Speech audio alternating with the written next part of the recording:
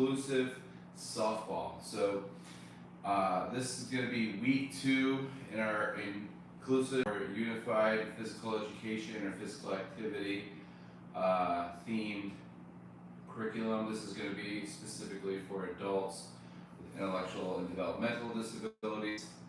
What we're doing is putting together curriculum that is the best suited for people with intellectual and developmental disabilities.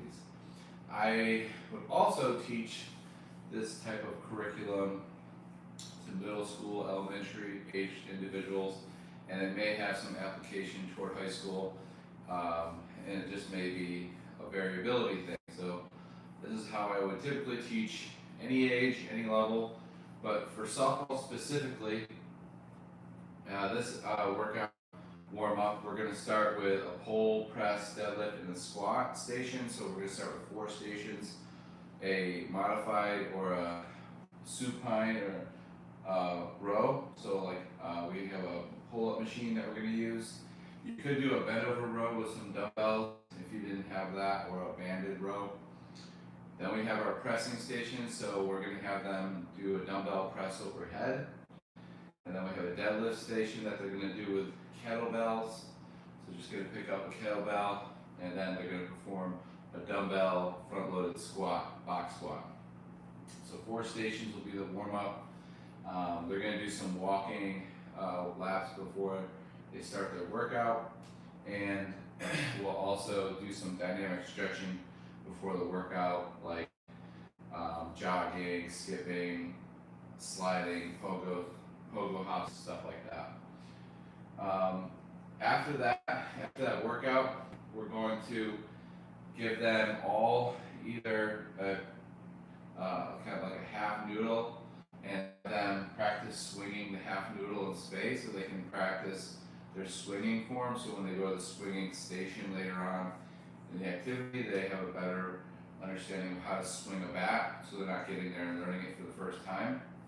We've already gone over the underhand roll, so we're basically going over the underhand throwing technique with yard ball. So after they perform some swinging activities, they will then perform some activities with underhand throwing a yarn ball into hoops.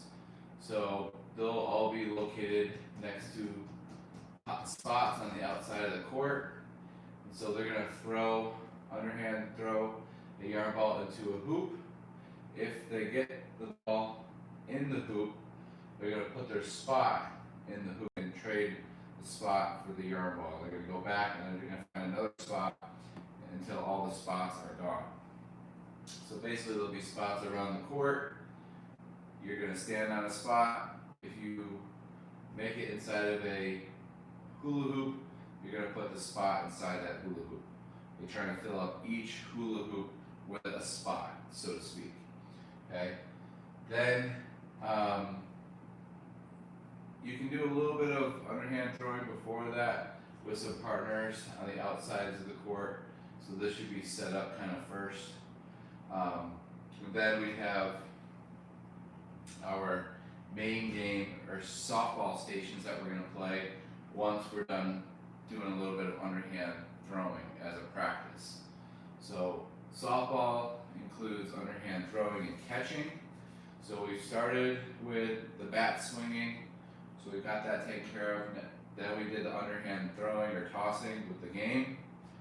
Then we're going to go to softball stations. At the station 1 is going to be 1/3 of the gym, in this kind of rectangle right here. When you enter the gym, this is going to be the first section of the gym. We're going to have bases. We're going to time them. We're going to have them hit a yarn ball off some cones, and then they're going to reenact base running, and we're going to see how long it takes them to go around all the bases back to home plate. Station 2, they'll be throwing at targets toward the wall, so you'll have 4 cones set up, and you'll put something on top of the cone like a tennis ball, a dome-sized cone that will fall off, or a frisbee or a disc, so that you're throwing and you're trying to knock the object off of the cone. There'll be 3 3 spots in front of the cone, so you'll throw from 10, 15, and 20 feet away. Third station is going to be T-ball, the batting tee set up, so 4 batting tees set up facing the wall toward the far side of the gym. And they're going to be practicing hitting the urine balls toward the walls. Okay, we could just have them focusing on swinging a bat, hitting that urine ball, following through, and hitting the wall. Station 4, they're going to practice throwing and catching. It can be pop flies, it can be roll and scoop, and it can just be underhand and overhand tossing and catching techniques. So 1 throwing, 1 running, 1 targeting throw. You can practice the underhand or overhand throwing technique, and then softball the swinging station. So those would be the 4 stations we would teach during softball. Obviously, this can lead to a softball game, but what we play is called home run derby. Basically, we have 4 tees set up at the long side of the gym facing the inside. So you have 4, 5 tees facing the inside.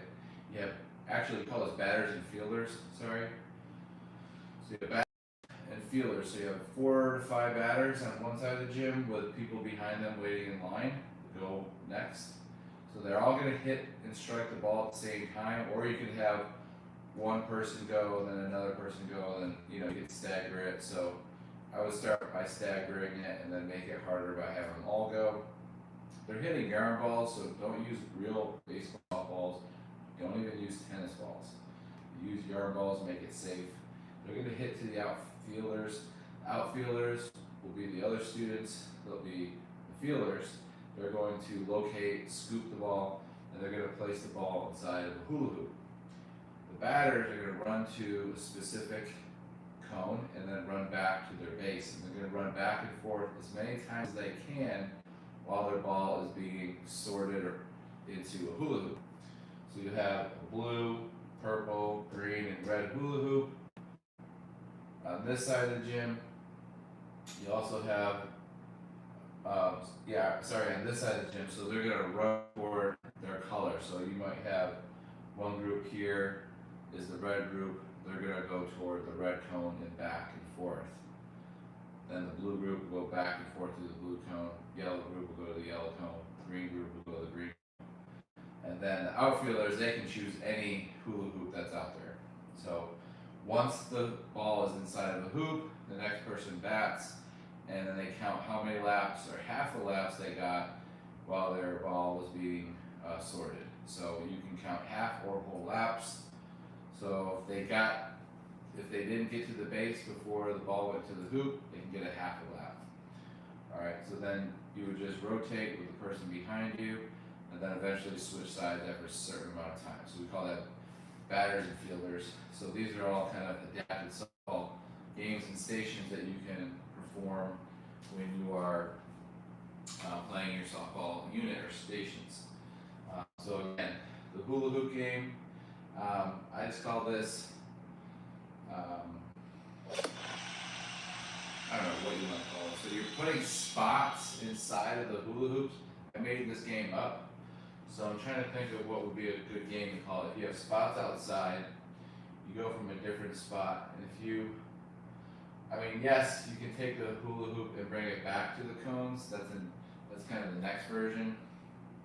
So why don't I go over that version too? So I call it make and take. You call it make and take. So basically make and take is when you throw from a poly spot or a cone into a hoop. If you get the hoop, if you throw the beanbag inside of a hoop, you take the cone back to your cone or station.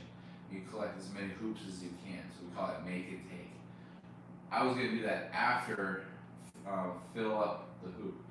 So I would just call it fill up the hoop. Maybe you are trying to fill the hoops with fruits and vegetables. You could do some type of nutrition game. So if I think more about it, I could think, you got to try to get the green yarn balls into the green hoops or the green spots. You could use the green spots on the outside as like discs to throw, but that would be more for like a disc throwing game. So call this make and take, or fill up the hoop with a spot, whatever you want to call it. Lead that right into your stations. You don't really have to set anything up except for getting those T stations ready, having the 3 spots in front of the cones so that you can stagger them out, have the cones set up. You don't really need anything at the pot fly or the throwing station, maybe some cones that give them some boundaries, and then you need to set up the bases. Use the big bases, the biggest bases you can find, biggest cones you can find for the bases. Make that kind of fun. This isn't going to be a real size T-ball station, so don't worry about, because otherwise you use up the whole gym. So you're just using this side of the gym. So a little bit of workout, dynamic exercises for the warm-up, and leading right into softball.